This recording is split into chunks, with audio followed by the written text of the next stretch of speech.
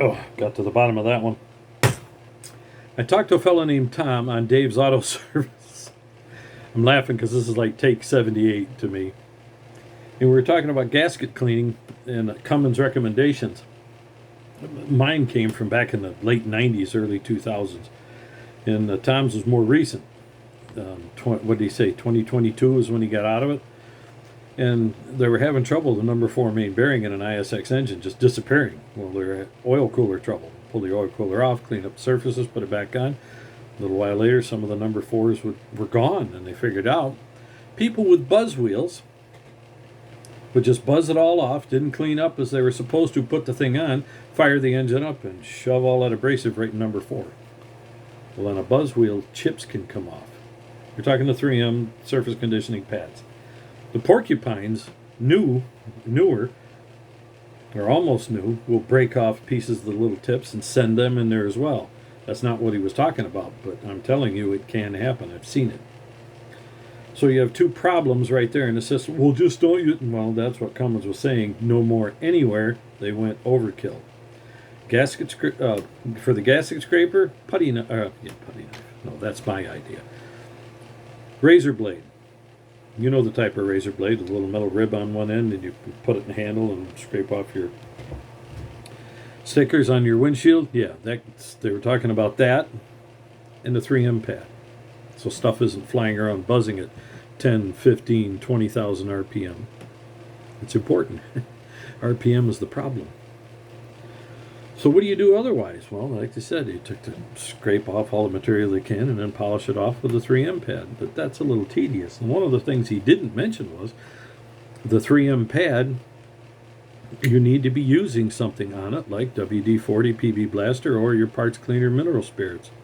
You might be able to get away with Purple Power or something else, but if you stay with the petroleum-based stuff, it does a lot better with the material that's left over to kind of float it, keep it from plugging the 3M pad, and to clean it off the surface, wash it down the sides. And it's a light lubricant that allows you to sand just like you're honing. That's my addition to what he was saying. However, he wasn't far off. You go back 30 years, 25 years at this point, we'll just say. And what was the recommendation when I started at Cummins in 98, 99? Hand sandpaper with medium grit or fine.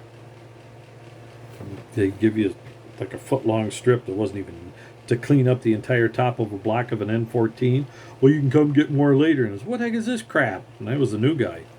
And everybody starts laughing. Well, that's all you get, and you got to make it. I said, you're not talking to some weenie here. Yeah, you were self-employed and you can get whatever you want. I said, I wasn't some multi-million-dollar company that could afford it. Get me some emery cloth here. This is a joke. And one guy says you're going to have to go back and make about 10 trips. It'll drive them nuts. You have to get somebody's permission, and they all know what it would take, but they wouldn't give it to you in the first place.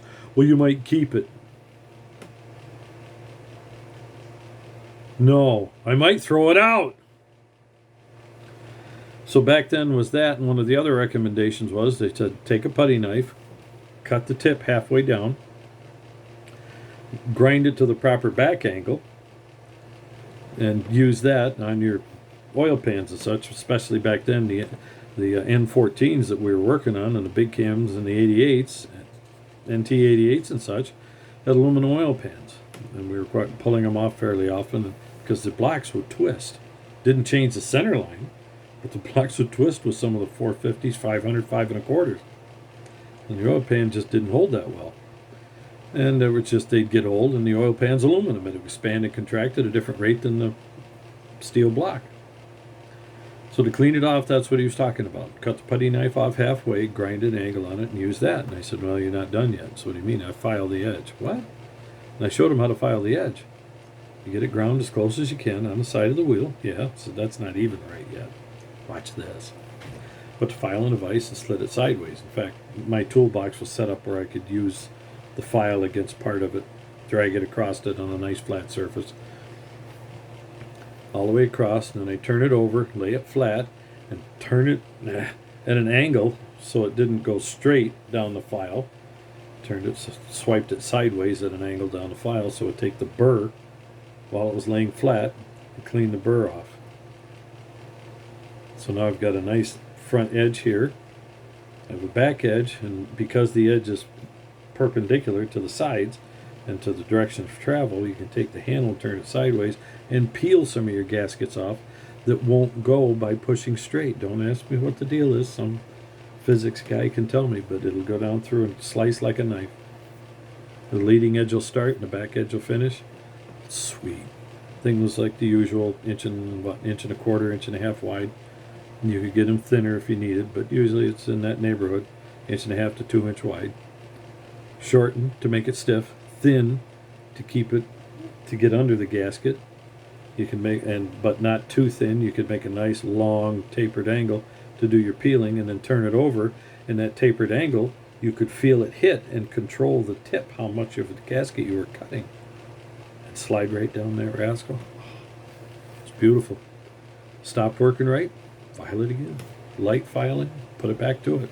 You didn't have to file it often. If you had a steel gasket or a steel pan, you had to file it probably once or twice by the time you finished something on a N14 or an ISX.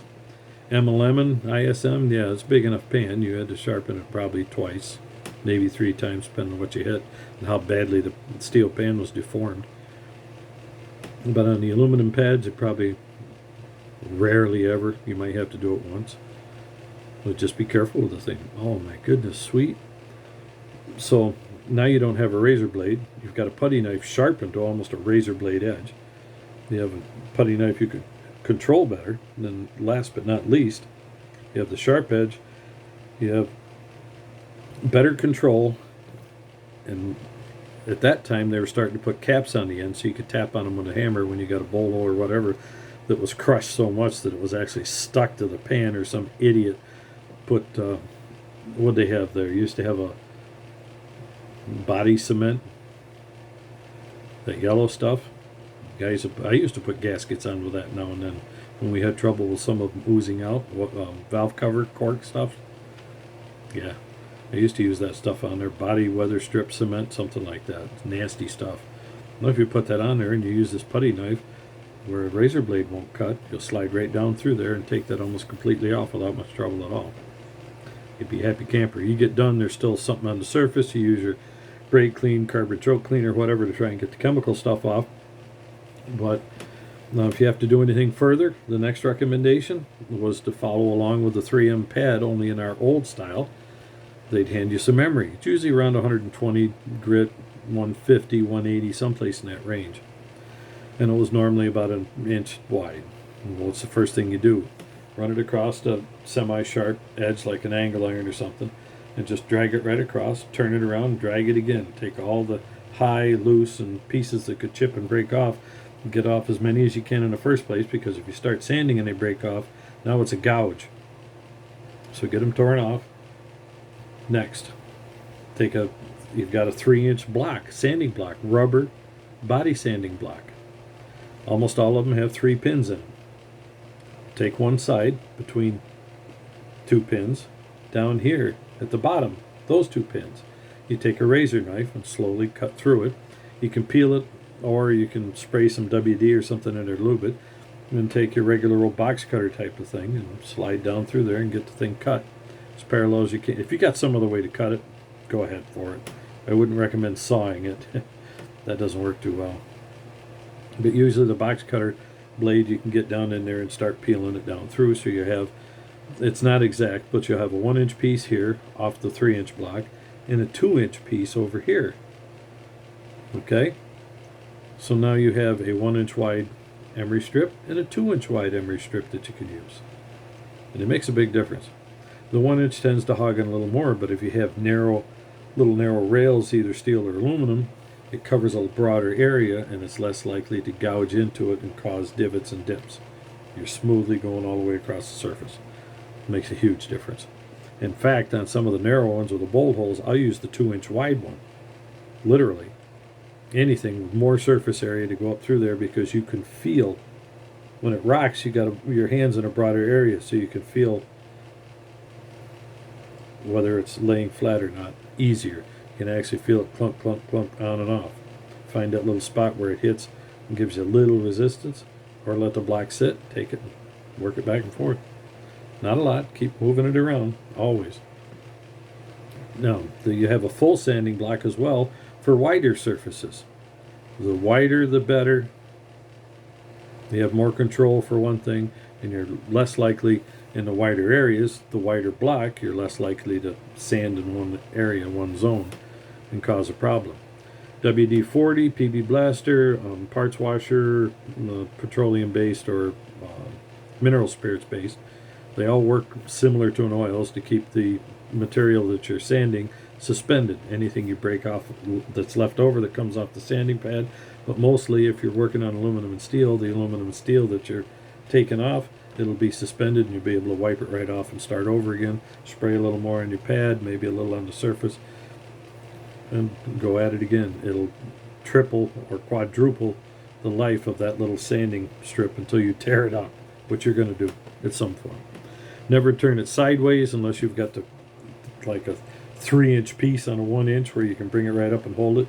Turning it sideways, now you've got a narrow area that's dragging. You need that long inline, and the wider the long inline, the better, like I said before. The wide one I rarely use. Usually the 2 inches wide enough for almost everything. Then the 1 inch is nice in small areas and on small surfaces. Or for quick cleanups, or if all you have is a 1-inch wide stuff, why not, you know? So, excuse me, those are the two things that we worked with back then. And the things that I did to modify the Cummins idea back then in 98 to 2001 when I was there at the distributor, Cummins Northeast Albany. And I modified their sandpaper idea to use the blocks, the 1, the 2, and the 3, which I never used the 3 there. They wouldn't give you a big piece. Use that at home. And then the putty knife to hand sharpen. And when I showed them how to do that, just say I walked into a shop where we merged some ideas and really came out far ahead. Their ideas when I got there, and the ideas I borrowed from them when I left, the ideas I left behind. They say when I left. Well, I should say it was what was it? It was like an 8-man layoff for the first time in 43 years. And they were actually trying to find a way to keep me because I was cross-trained into generators and power systems. And they couldn't because I was too far down the line. I was the second to last man hired, and the last man that was hired had worked there before, and they brownied him back in. And then they had to fire him a little while later because he was a cheat, and he'd cheat for him, and they loved it. He'd go find 24 volts and burn up controllers, and then go get another controller to put on the engine and find out that wasn't the problem in the first place. But he swore up and down it was. They had covered for each other. So me, that's not what it was. That's not what it was. So that's not what it was going to be. Turned off my studio lighting. So anyway, we're coming up on 13 minutes, and I figured I'd cover that because it avoids. I didn't even get into what I did before, where I've done about 8 of these now, and I went in too much to how the 3M pads and the porcupine pads cause trouble, and they do. Now, you're sold, you have to use the porcupine pad. I'm going to leave you with one thing. If you're using a battery-operated die grinder, turn it down to 5,000 or lower. I've got a Infinium Matco that turns 3,400. And that's a high enough speed that you can avoid damage in a lot of surfaces. But still, you don't do it on aluminum, you'll destroy it. You don't do it on little cast iron carburetors, you'll destroy them. It's just a fact of life. Don't use it on any of those surfaces. Use that block and sandpaper method I told you about before. That'll save you a lot of hurt. And the guy says, why don't you get a flat surface and put a whole piece 8x11 on there and grind it on that. That works too. Same thing though. One of your little fluid cleaners to put on there, and then, but technique,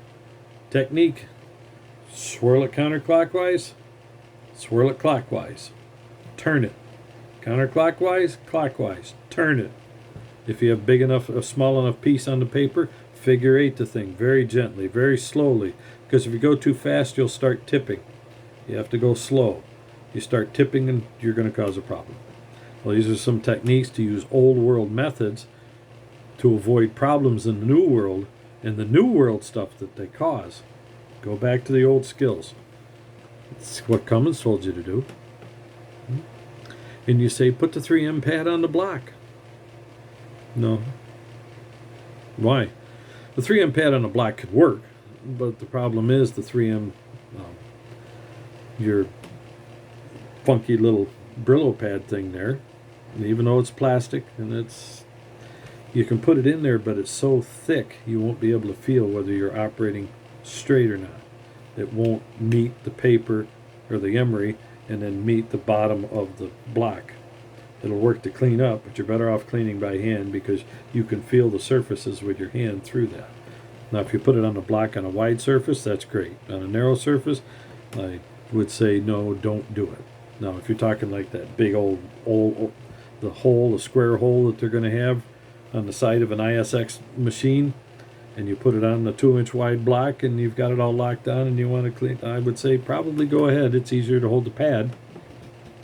But be careful. Use your head. Take time to think about it. Anybody can be Speedy Gonzales jackass. And there's a lot of guys that are out here that are so anal retentive the preparation H doesn't even help. You know what I mean? The technician's in here. And when he can do it quick, he does. But if it's going to be a problem and he sees one, then he moves over here. You're better off being a little more to the OCD side than you are to being Speedy Gonzales. Bosses want Speedy, but they want this guy's results. But you can't go so far out here that you're torquing tin bolts that can be spun on by hand with I've seen that. You get so OCD that you're taking 4 times more than you need to, and you're working harder than you need to. You're going to be doing this for years if you enjoy the work. Take your time with it. Get it right. Catch you later. Remember, 2 things come. One of them is you need to have pride in your work enough to do it the best of your abilities and the best of the abilities of wherever you're working. When you do that and your machine goes out and stays out and you don't have the comeback rate, then your confidence starts building. You know what you're doing. So the next time they come in and they start telling you something bogus, you can recognize it. Your troubleshooting skills improve because your confidence improves that you've done it this way before. And when something changes, it's not throwing you and scaring you saying, it's always worked this way before. Well, no, it hasn't. Your troubleshooting skills come when you're sitting there thinking, this is the way I've done it. Now I've got a new problem. What do I think of next? And this time you're thinking, ooh. Instead of, I've got a new problem, you're thinking, oh, let's see if I can solve this puppy. And when you do, you've learned something new, and your confidence starts building step by step. When you clean gasket surfaces up and you're done, and they don't leak, or seal surfaces, putting in regular old lip seals, and you learn your techniques, your cleaning, your proper installation, and what you're looking for as far as problems that you're going to avoid, you take pride in that, doing the job right. Confidence comes in the results that are out there you never see again, or don't see them for a long time.